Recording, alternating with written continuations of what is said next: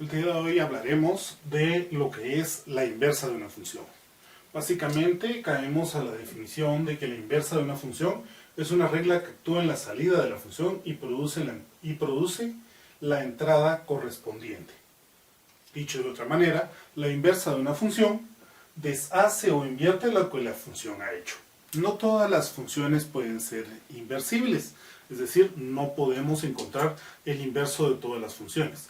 Para que una función pueda ser inversa o pueda encontrarse su función inversa, debe de tener una característica particular.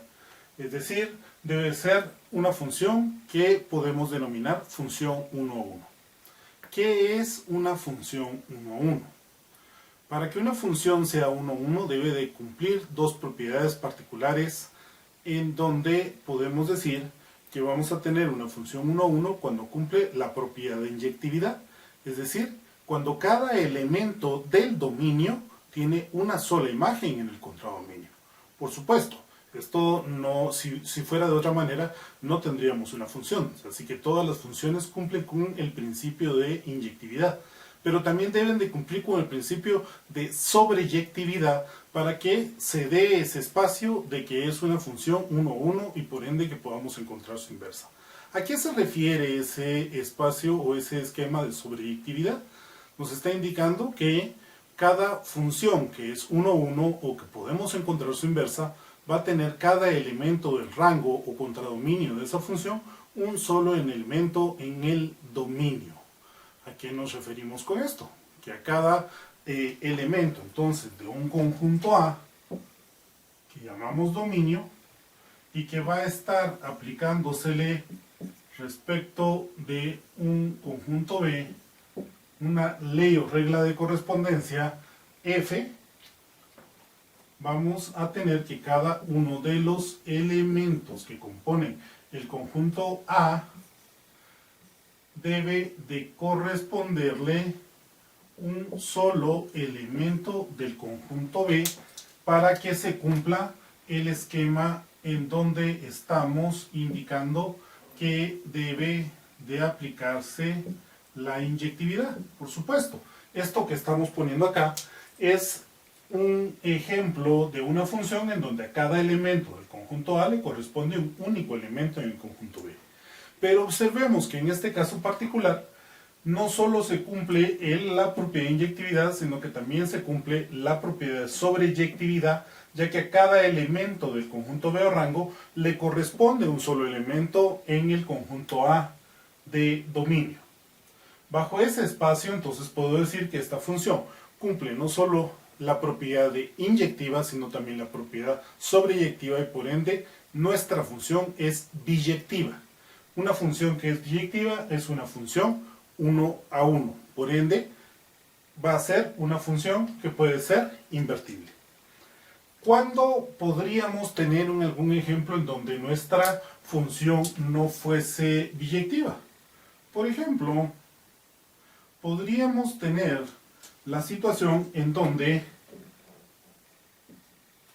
tanto a 3 como a 5 del conjunto A le hiciéramos corresponder U del conjunto B. Esto sigue siendo una función. A cada elemento de dominio le corresponde un único elemento en el rango o contradominio. Esto implica entonces que mi función sigue siendo inyectiva. Pero ya no va a ser sobreyectiva porque tengo elementos del contradominio que no le corresponden ningún elemento en el dominio y tengo un elemento en el contradominio rango que le corresponden dos elementos de dominio. Esto entonces hace que mi función no sea 1 a 1. ¿Cuál es el problema de esta situación que se está dando? Bueno, si me están diciendo que la inversa deshace o invierte lo que la función ha hecho, es porque me están indicando que para f de 1 su imagen es A, para f de 2 su imagen es I, para f de 3 su imagen es U, para f de 4 su imagen es I, pero para f de 5 nuevamente tengo una imagen U. ¿Y eso qué tendría que ver? Bajo este esquema nada, pero si nos ponemos a pensar que voy a calcular lo que sería la inversa de mi función, es decir, encontrar un f inverso de esta función, estaríamos asignándole entonces a cada valor de B un elemento en A. Bueno, en ese sentido, F inverso de A debería de ser igual a 1, F inverso de E es igual a 2, F inverso de I nos va a ser igual a 4, F inverso de U es igual a 3, pero el F inverso de U nuevamente debería de ser igual a 5. ¿A quién le asigno el F de U? No puedo asignárselo a 3 y a 5, tiene que asignársele únicamente a uno de los dos valores para que se resuelva este esquema de la inversa. Como no puedo definir a quién le corresponde F inverso de U, si es a 3 o a 5, simple y sencillamente pues no puedo definir este esquema como la inversa de una función porque no es una función 1 a 1. Regresemos a ese espacio de la función 1 a 1. Acabamos de decir que esto no puede ser una función inversible porque no es una función 1 a 1. Pero, ¿qué tiene que ver esa función 1 a 1 con la inversa de una función? Veamos y analicemos esta definición de lo que nos están presentando como una función o como la inversa de una función. Sea f una función 1 a 1 con dominio A y rango B, entonces su función inversa f inverso tiene dominio B y rango A. Y está definida por f inverso de y, que es igual a x, si y solo si f de x es igual a y para cualquier y en B. Ya indicamos que esto que está acá no puede cumplir con nuestra definición de la inversa de una función. ¿Por qué? Porque no es una función 1 a 1. Si corregimos este espacio en donde en lugar de asignarle 5 a U y 3 a U, pues le asignamos 5 a O, pues entonces esto ya puede ser una función inversible. ¿Por qué? Porque a cada uno de los valores de f le estamos asignando uno de los valores de B, es decir, a cada uno de los valores de dominio se le está asignando una imagen o un solo valor en el rango contra dominio. Eso entonces me permite que a cada uno de los valores del rango a la hora de construir la función inversa, por ejemplo, f de A le voy a asignar 1, a f de E le voy a asignar 2, a f de I le voy a asignar 4, a f de O le voy a asignar, en este caso, 5 y a f de U le voy a asignar 3. Eso implica que a cada uno de los elementos del rango o contradominio le puedo asignar únicamente un valor del dominio de f. Ahora, basados en esta definición, podemos decir que para f este era su valor o su conjunto de dominio, mientras este era su conjunto de rango o contradominio. Pero cuando estoy aplicando la función f inversa, que no estoy haciendo otra cosa más que deshaciendo lo que dijo f, pues entonces voy a tener que b es el dominio de la función f inversa y que a va a ser el rango de la función f inversa. ¿Qué significa eso? Pues, otra vez, así como le asignamos a cada uno de los elementos de dominio de f un solo valor en el contradominio rango en B, pues vamos entonces a tener ahora que el conjunto B se convierte en el dominio de mi función f inversa y el conjunto A se convierte en el rango de mi función inversa. Es decir, voy a asignarle a cada uno de los elementos de dominio un único valor en los elementos de rango o contradominio de la función.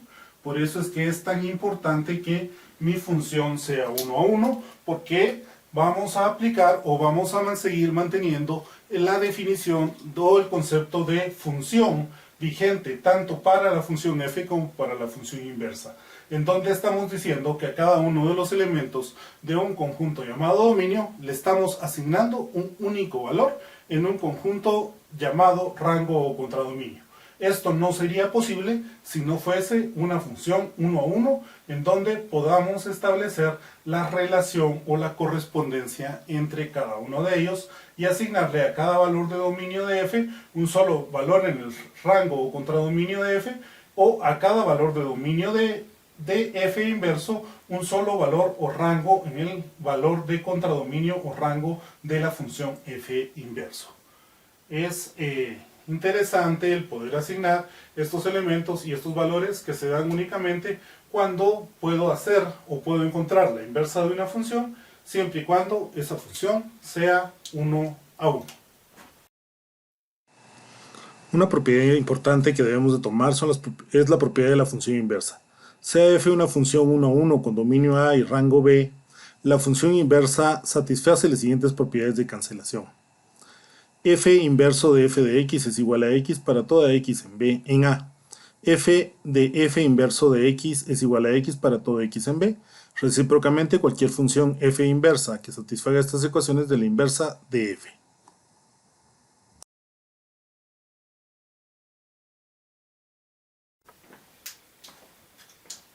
Estamos trabajando bastante fuerte la parte de la construcción o la forma de establecer funciones a través de expresiones algebraicas.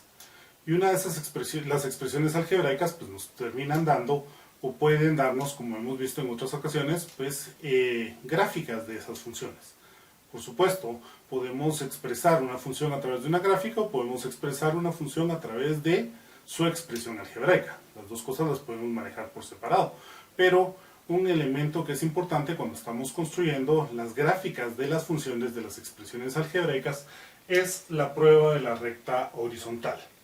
Hace algunas clases pues vimos el esquema de que podíamos tener un elemento en donde se daba la prueba de la recta vertical, en donde la gráfica de ninguna función podía ser cortada por ninguna recta vertical más de una vez para que fuera una función. Esto nos aseguraba de que cada uno de los elementos de dominio en X le estábamos asignando un único valor de rango o contradominio en Y o en f de X en su momento. ¿Para qué? Para poder establecer que efectivamente nuestra función fuese una función.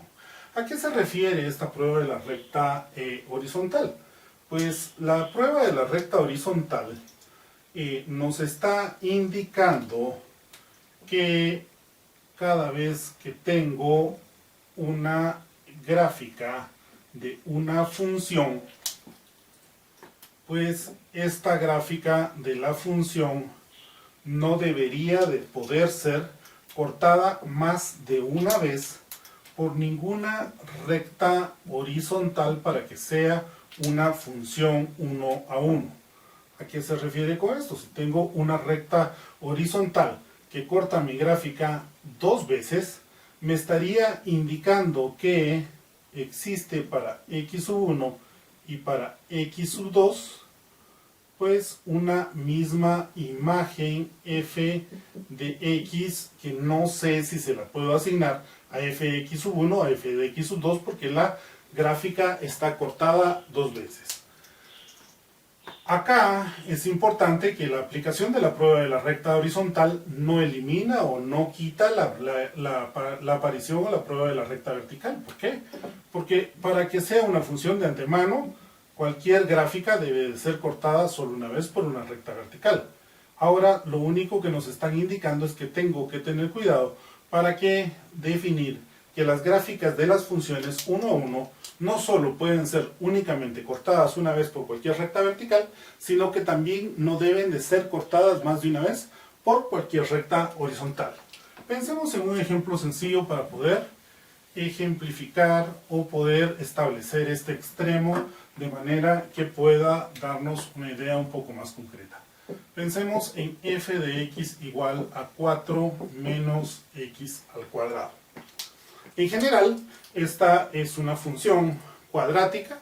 Esa función cuadrática tiene su coeficiente principal negativo y es 1, lo cual me implica que va a abrir sus brazos hacia abajo y que en algún momento dado esta función va a tener un valor máximo.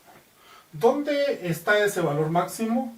Pues ese valor máximo lo vamos a tener en x igual a menos b sobre 2a en donde podemos establecer que el valor de b, que sería el término que acompaña a la variable, pero a la variable con exponente 1, pues no está. Eso me dice que es 0 sobre 2 veces menos 1. Mire, pero no importa que x sea positivo o negativo, 2 veces por, bueno, negativo dividido entre negativo va a ser positivo y 2 por 1 va a ser 2, pero 2 dentro de 0 sigue siendo 0. ¿Qué pasa en ese espacio? Pues solo me están diciendo que va a alcanzar su máximo, ¿en dónde? En x igual a 0. ¿Cuándo va a alcanzar el máximo valor? Pues cuando tengo un f de 0, que sería 4 menos 0 al cuadrado, que es 4.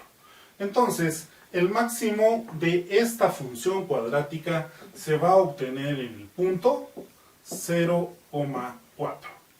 Veamos algún otro elemento que me sirve para poder graficar esta función rápidamente, como lo hemos hecho en otras ocasiones, tal como decir, bueno, ¿dónde intersecta esta gráfica el eje X? No voy a preocuparme de dónde intersecta el eje Y, porque ya lo sé, porque va a intersectar el eje Y cuando X es igual a 0, y cuando X es igual a 0, entonces Y va a ser igual a 4. En ese sentido, pues entonces voy a preocuparme únicamente de pensar en dónde mi gráfica intersecta el eje X. Pues básicamente lo va a intersectar ¿en qué puntos? Bueno, cuando f de x sea igual a 0, y eso se va a dar cuando 4 menos x al cuadrado sea igual a 0. Por supuesto, esto lo puedo factorizar y decir que 2 menos x por 2 más x es igual a 0, o que x va a ser igual a 0 en 2, o que x va a ser igual a 0 en menos 2 para resolver esta ecuación. ¿Qué implica estos elementos? Vamos a construir una gráfica rápidamente acá, muy sencilla, para que podamos ejemplificar lo que estoy tratando de indicar.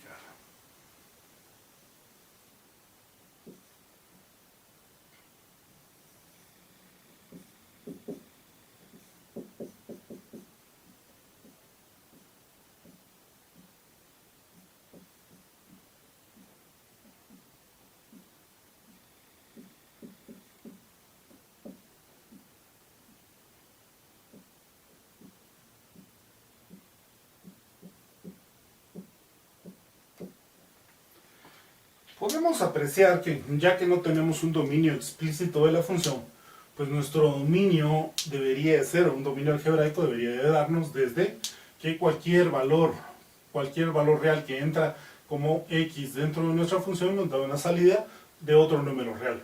Por ende, si pudiéramos establecer un dominio algebraico, pues estaríamos estableciendo un dominio que va desde menos infinito hacia el infinito.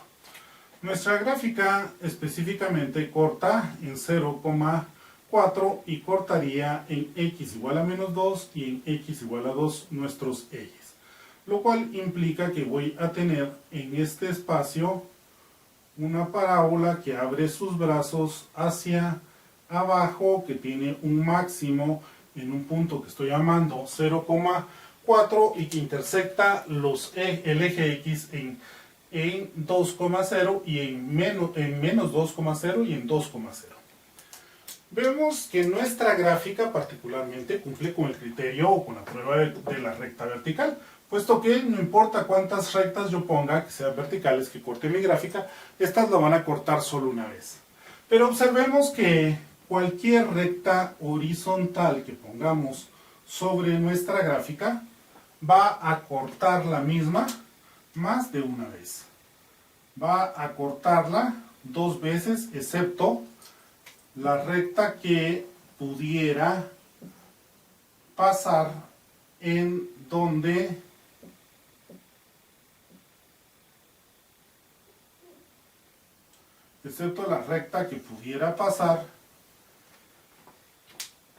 donde está el vértice de nuestra función. Es decir, cualquier recta que hagamos excepto la que pasa exactamente donde está el vértice de nuestra función, o de nuestra gráfica de nuestra función, va a cortar 2 veces a la gráfica. Bueno, pero entonces esta función no es una función 1, 1. Así como está definida, como la estoy definiendo, como tener un dominio algebraico que está dado a través de todos los reales, no. ¿Por qué? Porque estamos diciendo que cuando x es menos 2, pues le corresponde la misma imagen de que cuando x es menos 2, ya que es 0. Estamos diciendo que a cada valor de x o de f de x que le estemos poniendo le va a corresponder 2 valores de x excepto en el vértice. Y eso hace que mi función no sea 1, 1. Bueno, pero entonces esta función no me sirve para poderla invertir o no es una función 1, 1. Sí puedo utilizarla. Recordemos que cuando estábamos estableciendo el dominio de una función, pudimos modificar también el rango para que los valores que nos estaban dando pues fueran los valores de una función en su momento y no simple y sencillamente la gráfica desecharla porque no correspondía a una función. Si me pongo a pensar en el hecho de un rango que en este caso va desde menos infinito hasta 4 y no tomo el dominio completo o el dominio algebraico que estoy obteniendo acá, sino que restrinjo el dominio a decir, por ejemplo, voy a tomar un dominio que va de 0 hacia el infinito positivo, por ejemplo. Podría entonces decir, mire, todos los valores desde menos infinito hasta 0, pues ya no existen. ¿Por qué? Porque no son parte de su dominio. Si todos esos valores que van desde 0, desde menos infinito hasta 0, se eliminan del dominio, entonces mi gráfica va a ser intersectada únicamente una vez por cualquier recta horizontal que la corte y también va a ser intersectada solo una vez por cualquier recta vertical que la corte. Por ende, entonces, al restringir el dominio o el rango de mi función, no solo puedo crear o solo puedo encontrar una sección o una parte de la gráfica que es una función, sino que también se convierte en una función 1 a 1. Por ende, tengo que tener especialmente cuidado cada vez que defino el dominio y el rango de una parte de la gráfica que yo quiero analizar como una función, para que esta función no solo sea una función, sino que además de eso también sea una función 1 a 1.